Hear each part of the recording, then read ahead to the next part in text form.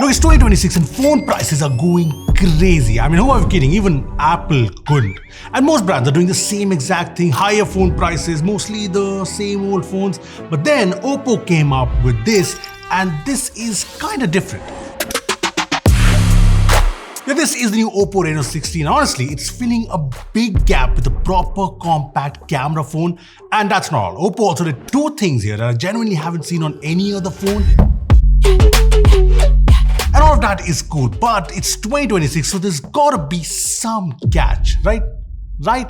Well, this is Rupesh, you're watching Sillycorns, and let's get into detail. See, like I said, this is a proper compact phone, smaller than the Reno 15 actually, and is exactly the same size as the Reno 15 Pro Mini. And yeah, there is no Reno 16 Pro Mini this time, because the Reno 16 itself is a compact phone. And yeah, this packs in pretty much everything you expect in a small phone. So you get a 6.3-inch display that just feels right, a metal frame, a proper glass back, IP68, 69, even the IP69K ratings, and it feels dense without feeling heavy. And somehow OPPO has managed to fit in a huge 6700 mAh silicon carbon battery here, and it's probably one of the biggest batteries I've seen on a small phone. And even after more than a day of use with YouTube, Netflix, Instagram, camera testing, even 40 minutes of gaming, I still had 25% left with almost 8 hours of screen on time. Yeah, that's kind of ridiculous for a compact phone. Charging ain't a problem either. You get an 80-watt SuperVOOC charger in the box, which takes it to full in 1 hour. But yeah, no wireless charging. And talking about in the box, there's also this decent quality clear case. You also get a pre-applied screen protector, so all good. But honestly, more than that, there's something about this design that I want to show you guys. See it? Yep, this bag has what OPPO calls the HoloVerse 3D technology on this starry white color. And fancy name aside, just look at this. It literally looks like there's a big Saturn sitting on top of the glass, and not inside, not printed, actually floating above the glass. It even casts a real shadow that moves as you tilt the phone. I mean, it's a little difficult to get this on camera, but when this first arrived in our office, everyone was surprised. Srikanth was obviously flabbergasted. Sagar had a wow reaction, and even I had a little moment. I mean, don't judge me, but we're all trying to figure out what OPPO had done here. And then there's this, the new OPPO Bubble. And yeah, my first question was why? And the other one was, wait, where have I seen this before? Now, turns out this is basically a small AMOLED display in what feels like a badge, weighs like that too at 27 grams. And this sticks to the back of your phone, also has this keychain ring. Small catch though, it only works with this magnetic ring or with a magnetic case, because the phone itself doesn't have magnets built in. Now it feels like a cute little accessory which can show you these cool wallpapers, even these animated pets which we've seen on OPPO Fold phones, or even photos from your gallery. Basically, if Tamagotchi and MagSafe had a baby, you know? But then there's the actual useful part. This also becomes a live camera monitor.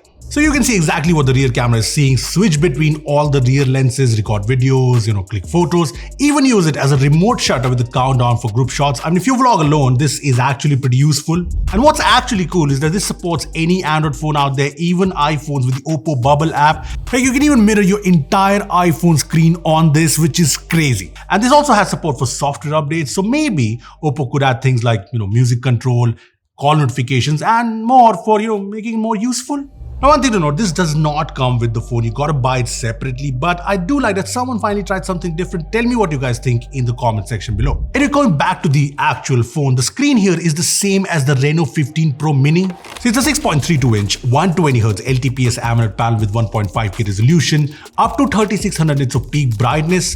Basically, it's a really good display. It's bright enough outdoors, it's sharp, scrolling feels smooth, and yes, you get HDR on Netflix. In fact, I was recently rewatching the Siege of Jadoville. And yeah, great movie, by the way. You should watch it if you like, Mr. Christian Grey. And colors look fantastic. The HDR looks great. And even the stereo speakers get pretty loud. And bass could have been a little better, but overall, good speakers.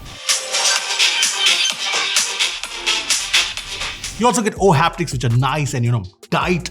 And the fingerprint scanner is an optical one, not ultrasonic, but it works well, although it sits a little lower than I'd like. And you also get an IR blaster here, but no NFC, no eSIM support here. But come on, who are we kidding? You buy a Reno for the cameras, and OPPO hasn't cut down on the hardware here. I mean, all 4 cameras here, 50 megapixel cameras. So you get a Litia 600 main camera, a proper 50 megapixel 3.5x periscope telephoto, a 50 megapixel ultra wide, which is the big upgrade versus the Reno 15. And even the selfie camera is a 50 megapixel sensor with autofocus. Now, we have been taking a lot of photos with this over the last few days, and honestly, the main camera is very close to what I'd call a point and shoot camera. And more often than not, it just gets it right. See, this plenty of detail. The colors are really eye-pleasing without, looking over-processed. But what genuinely surprised me was the HDR. I mean, look at this shot. I actually thought the sky would be blown out, but it isn't. And same in this photo, where I thought the darker areas would be crushed, but again, it isn't. Yeah, it kind of balances bright outdoors and dark indoors really well. Now, the ultra-wide, like I said, is the big upgrade, and it keeps colors very close to the main camera. HDR is just as good, and yeah, this does not feel like those typical 8 megapixel ultra-wides. Now yes, low light is where things look a little less perfect. When you zoom in, you will see some noise in both main and ultra wide, which wasn't that surprising. But what I absolutely loved here is the telephoto. You get a proper 3.5x, aka 85mm optical lens, 7x in-sensor crop, all the way up to 120x digital zoom. And yes, it gets pretty aggressive with AI at those longer zoom levels. I mean, I captured this moon picture, and most of the times the telephoto looks good, especially when you zoom 7x, which recreates a lot of detail. You get very usable pictures. But again, low light can be a bit inconsistent. Sometimes it's really good, sometimes a bit noisy or soft. As for the portraits, the skin tones look great, probably all thanks to OPPO's natural tone tech. Even the edge detection is clean, hair strands are separated pretty well, and facial detail is exactly what I'd expect from a Reno. And OPPO is kind of putting this as a creator phone. I mean, there's a bunch of cool camera features here. For example, there's these pop camera filters which are pretty cool. Like this light leak effect, which gives it a retro cam feel. I also love this Instax style one. I mean, you can say that by the number of photos I took. It looks exactly how those Instax printouts would look. And then there's AI remix, which is pretty cool. So basically, you can cut yourself out from one photo or even a motion photo and mix yourself into another one like this. Yeah, these guys always do such things to me. And overall, these features are pretty useful for content creators because you don't need to install any third-party apps or get a subscription. It's all built in. Also, another thing I noticed while shooting at night is this dual flash setup gets ridiculously bright, and coming to the selfies, the frame gets very wide, like 100-degree wide for, those group selfies. And daylight or well-lit situations, it captures a lot of facial detail, even the skin tones are good, but yes, can get a bit noisy when the light is low. As for the videos, all 4 cameras can shoot 4K 60fps HDR, yes, HDR. And what's actually cool is the auto straighten feature. I mean, this uses AI to automatically adjust any small angle tilts to make sure your videos, not tilted, not shaky. And yes, videos look great from this phone, as you can see. Now, so far, this phone has done a lot of things right, but it's 2026. There's gotta be some catch, right? Well, this is powered by the Snapdragon 7 Gen 4, along with 8 to 12GB of LPDDR5X RAM and 256GB UFS 3.1 storage. And yes, 7 Gen 4 isn't exactly the most powerful chipset, but it's smooth for everyday use, very efficient. I mean, I never noticed any lag or stutter while using it as my daily driver. And you can do some gaming on it. I mean, benchmarks, this gets close to 1.5 million in Antutu, 97% stability in 3D Mark. I mean, it's 7 Gen 4. I also tried some games, and BGMI and Call of Duty both run at 60 FPS. And the frame rates were stable, 57, 58 FPS, even after like 30 to 40 minutes of gameplay. And the phone never got hot. And apart from the chipset, what helps here is ColorOS 16. It's smooth as ever. Animations are great. And apart from the usual pre-installed apps, which you can remove, I don't really have complaints. I'm gonna get the new capsule feature, which is like now bar, and I love it. There's Mindspace AI, which works with this dedicated snap key and is very useful. There's also AI Mind Pilot, where you can use Gemini, Perplexity, and ChatGPT together, and it auto decides the best model for you based on what you're asking. But you can also get answers from all 3 of them, compare them side by side. Yeah, saves a lot of time. Then there's an AI bill manager where you can add your income, your expenses, track them automatically via SMS. And this works with Mindspace, so you can ask anything about your expenses to the AI, or even quickly access this using the AI Snap key. So yeah, very useful.